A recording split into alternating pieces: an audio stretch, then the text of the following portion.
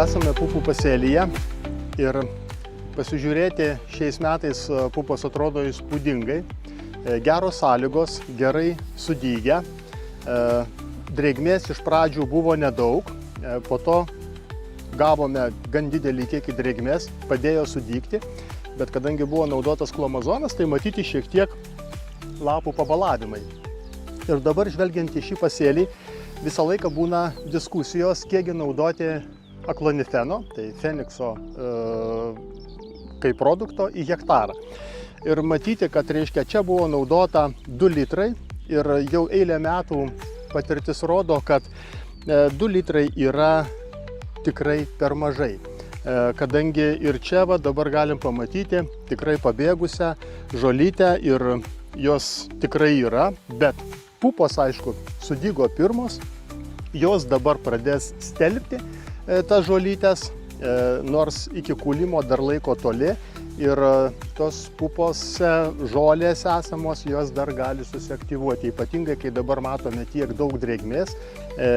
Dėl ligų, tai dabar kol kas matyti, kad pasėlis yra švarus, kadangi pupos intensyviai augančios ir jos kaip ir nerodo jokių kol kas dėmių, nors jau yra pastebėta, kad to vadinamo šokolado ant apatinių lapų pirmieji pradai jau kaip ir yra.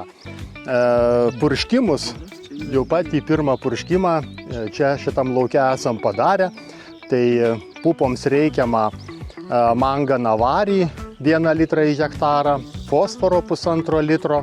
Labai svarbi yra siera, tai sulfastimas yra atiduota, kadangi jisai labai palaiko aktyvią fotosintezę ir taip pat padeda geresnį veikimą prieš amarus ir reiškia sitonus, kai darome purškimą.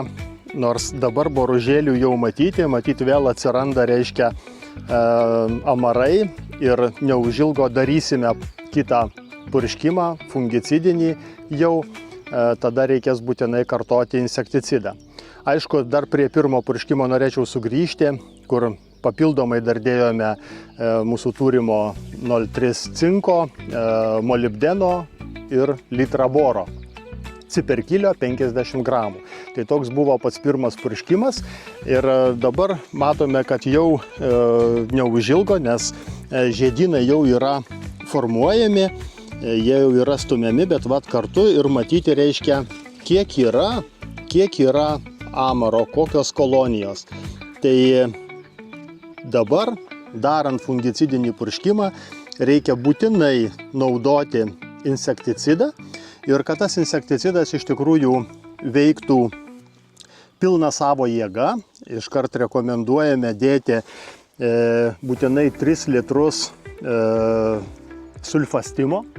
Tai sulfastimas yra labai nepatinka amarui, kadangi jį degina paviršutiniškai, bet kartu reiškia ir sustiprina, parūgština visą purškiamą tirpalą, sustiprina insekticido, paprasto peritroido, tai turime mintyje kaiso veikimą.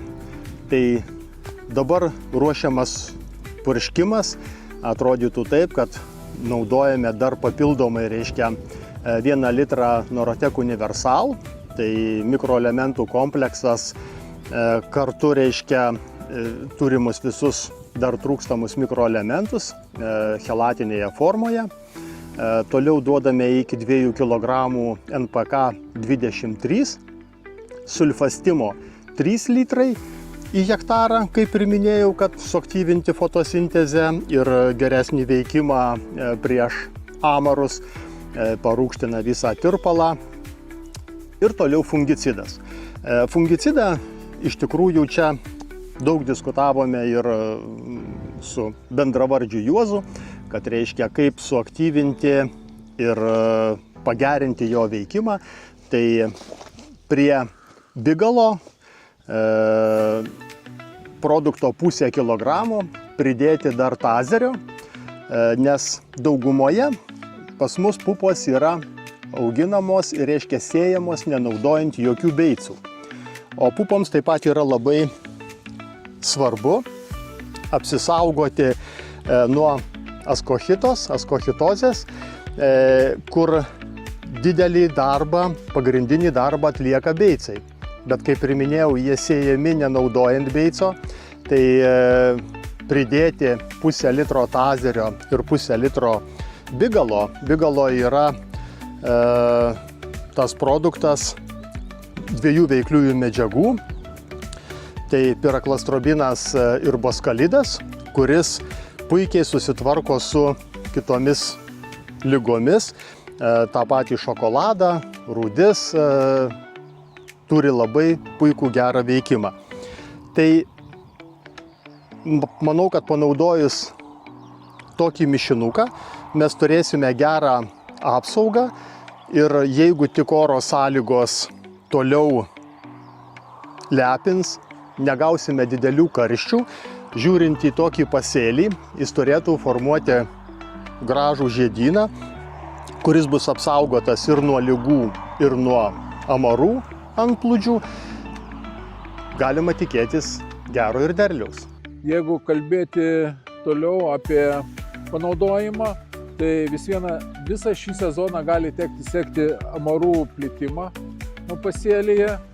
Ir aišku, dabar jau numatyta, kad kaiso būtų panaudotas pirmą kartą, bet vėliau yra svarbus kenkėjas grūdinukas ir žydėjimo pabaigoje, kada jau yra užmegztos ašaros, praktiškai tai yra paskutiniai žiedai, reikėtų panaudoti iš tikrųjų karnadiną. Ir karnadinas duotų gerą apsaugą, ilgą apsaugą nuo grūdinuko. Ir tuo momentu, aišku, reikės pakartoti ir fungicidinį purškimą, nes mes dabar čia numatom panaudoti bigalo su taizeriu, bet mes imam pusinės normos. Tai vegetacijai tęsiantis iš tikrųjų reikalinga apsauga ir ilgiau, nes jeigu dabar mes praktiškai nematom ligų ir čia kalbam apie askochitozę, kuri galbūt ant apatinių lapų pasireiškia todėl, kad nebuvo beico naudota, bet po žydėjimo taip pat yra labai svarbu išsaugoti sveikus pupų lapus, nes jie išaugina derlių ir tuo metu be abejo plinta ir šokoladinė dėmėtligė ir taip pat rūdis, nes rūdim šiek tiek dar yra vėsokas oras, jos įsibėgėja šiek tiek vėliau ir tai yra tikrai žalinga liga. Tai žodžiu, žydėjimo pabaigoje būtų kartu karnadino panaudojimas ir pakartotas būtų bigalo su taizeriu arba vieno nuo bigalo.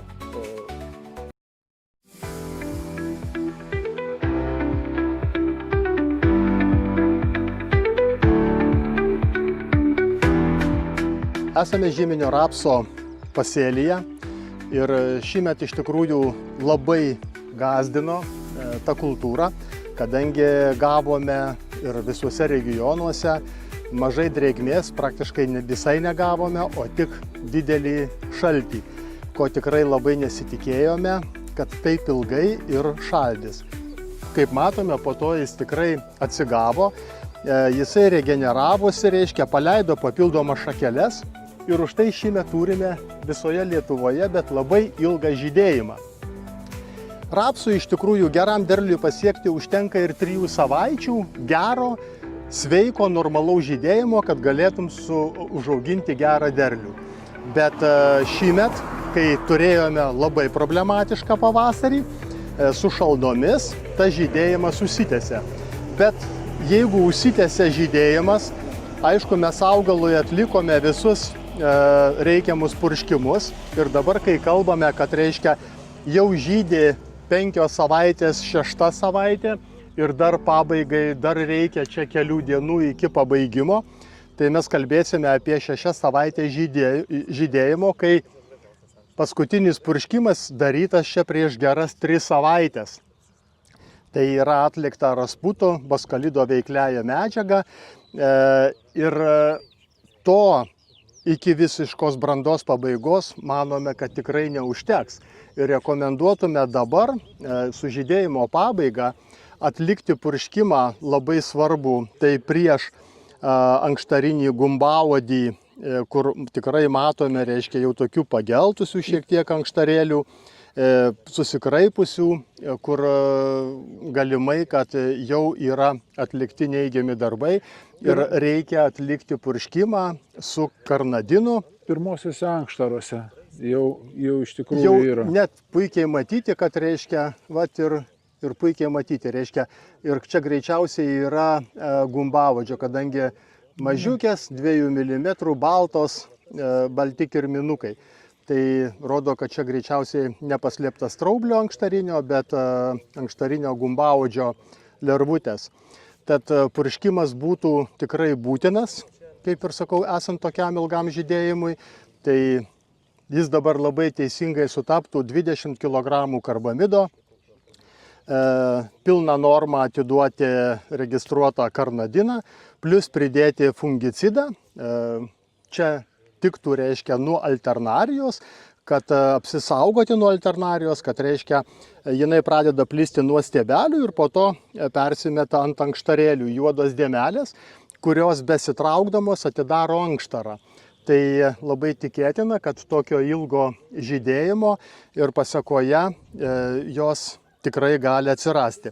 Tai įdėti fungicido, čia tiktų tebukonazolo, protikonazolo veiklioji medžiaga, šiuo atveju tikrai labai tiktų.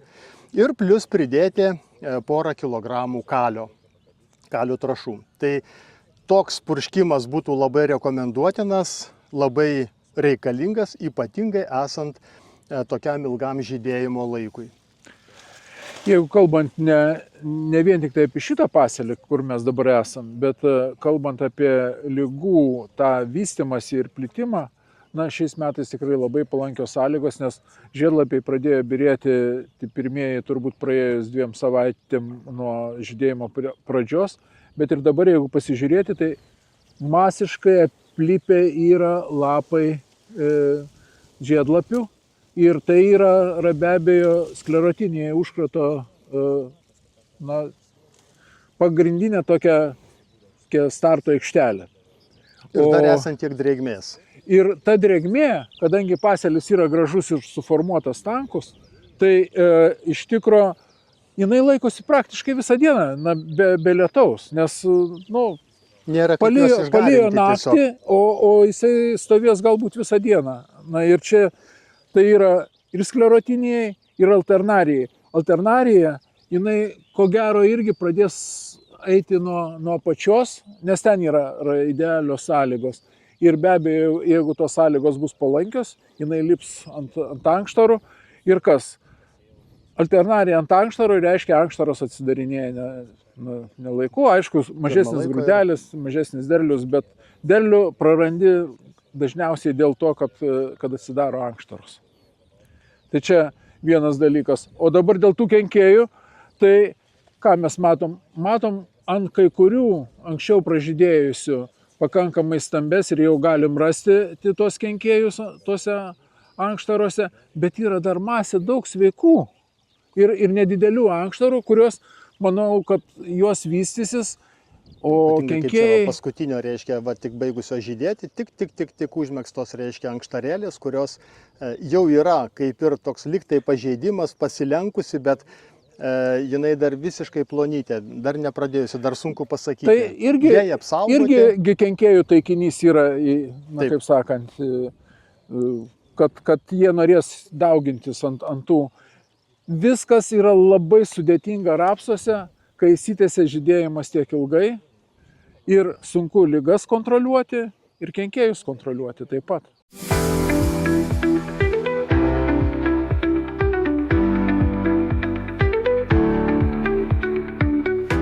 Esame žieminiuose kviečiuose ir tai yra Skageno veislė.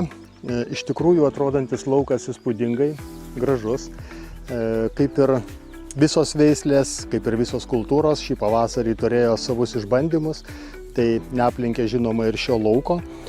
Tie visgi šalčiai turėjo savo padarinių ir ypatingai kai pasiekmių tiksliau ir kai reikėjo atlikinėti tam tikrus purškimus, buvo šiek tiek abejonių, ar naudoti tą produktą, ar nenaudoti, kadangi naktimis šalnos, bet augalas jis vis tiek augo. Ir tos šiek tiek dvejonės, ypatingai dėl augimo reguliavimo, tai va dabar ir matome, kad reiškia fungicidinis purškimas atliktas ir univoką esame nupurškę, tai pasėlis yra švarus, viršutiniai lapai yra idealiai švarūs, bet mano manimu jis yra aukštokas, ypatingai skaginas. Ir esant šiuo metu tam tarpsnyje tokio aukščio, tai pavojus dėl išgulimo. Gavome lietaus, dabar iš tikrųjų drėgmės yra labai daug ir matom, kad drėgmės užtenka, perlyta pilnai, reiškia maisto medžiagų paėmimas vyksta dar labai intensyviai ir augalas taip pat turi potencialo dar augti. Aišku, tai jau yra visiškas vamsdelėjimas, čia kelios dienos ir varpos jau taip pat pasirodys. Aišku, matome, kaip gražiai, jeigu ir ligų požymiai kažkokie buvo, bet jie labai gražiai. Čia apatiniai greičiausiai, kad šalčio pasiekmės, tie apatiniai visi, nes tokių kaip, kad labai ryškių ligos pradų, tai ir nėra labai matyti. Čia daugiau yra šalčio. Galbūt ant trečio lapo pabuvo. Jo, bet tai žiūrėti kažkiek tai dryžligė, kaip ir matyti. Bet jinai matosi, kad sustabdyta dabar. Kad sustabdyta, kadangi purškimai jau atlikti.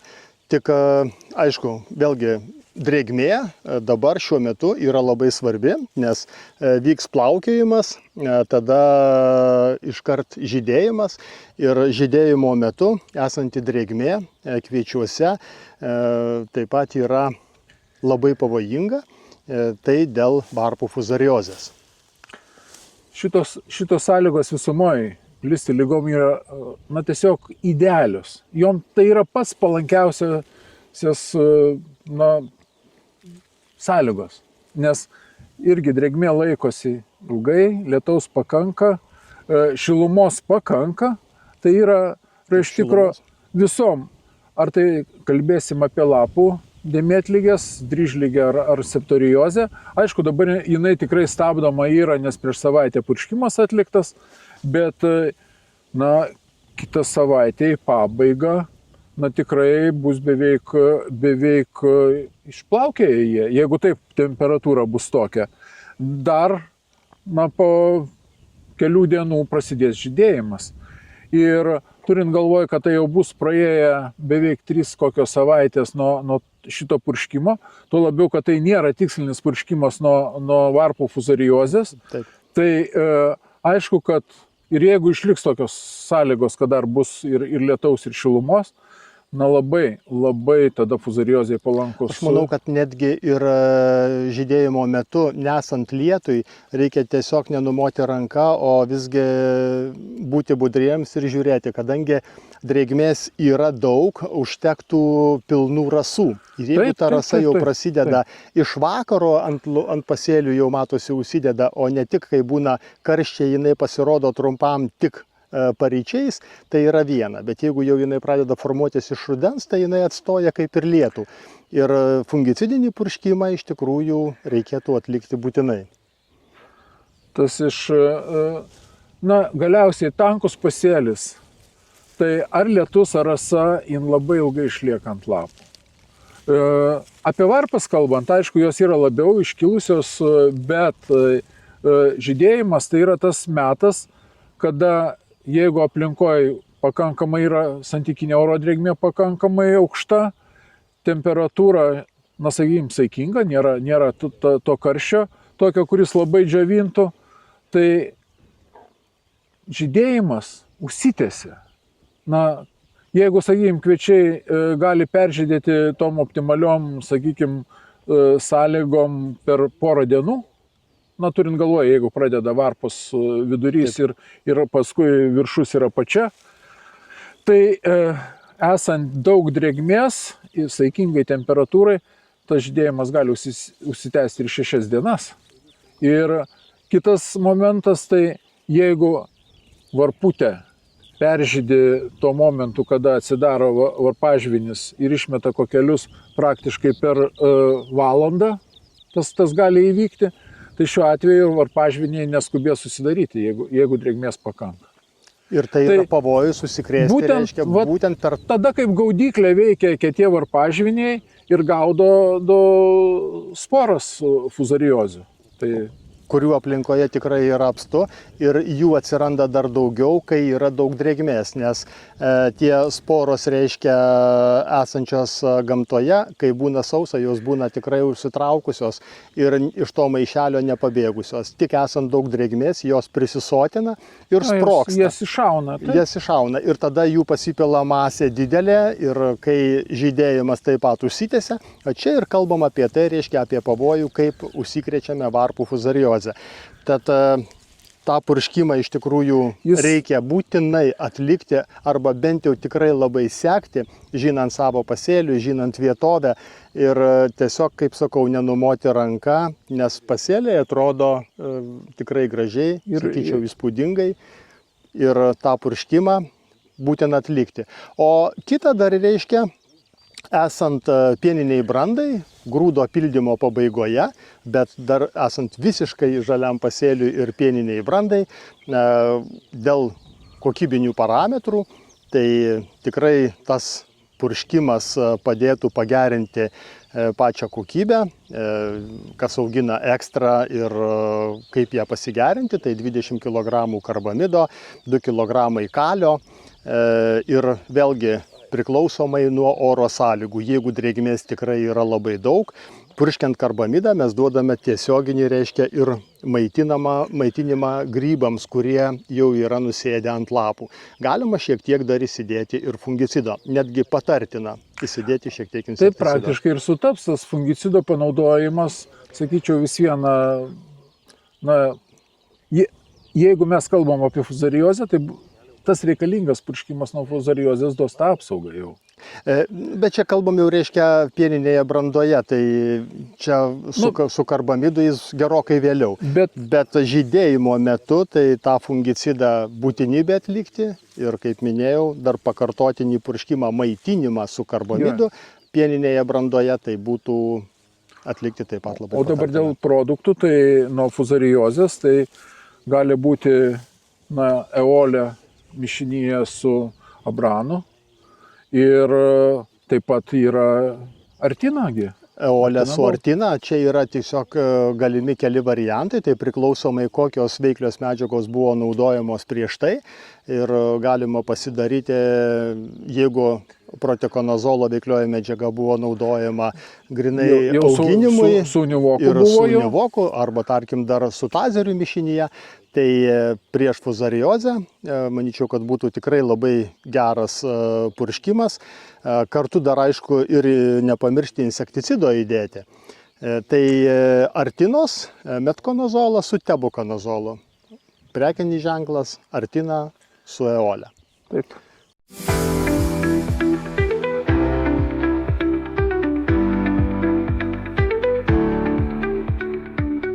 Randamės saliklinių miežių pasėlyje ir pasėlis tankus, be abejo jisai buvo anksti pasėtas ir turėjo laiko įsikrūmyti ir kol kas jisai yra gan sveikas ir matosi, kad beicas tikrai gerai apsaugojo nuo ankstyvųjų tų ligų, nuo ankstyvo tinkliškosios dryžligės pasireiškimo.